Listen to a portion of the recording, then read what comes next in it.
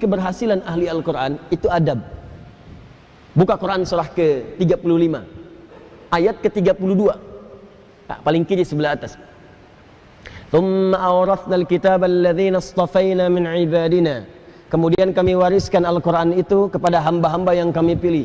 Awas, ada yang rajin baca, one day one juz, one day one ayah, kan?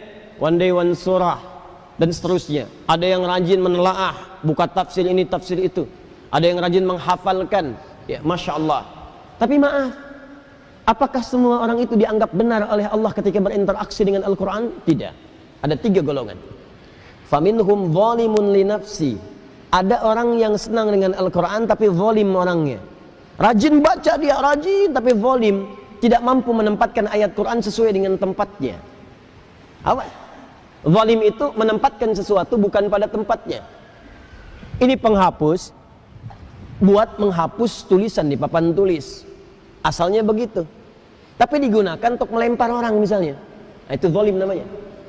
Gelas, tuh, fungsinya menampung air untuk minum.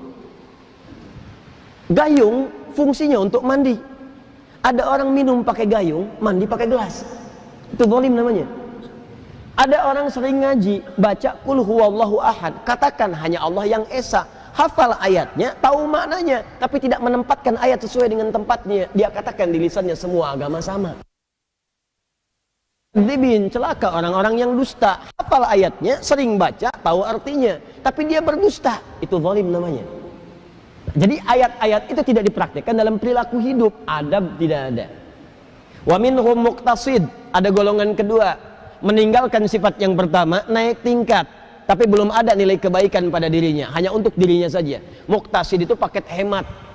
Jadi ahli Quran,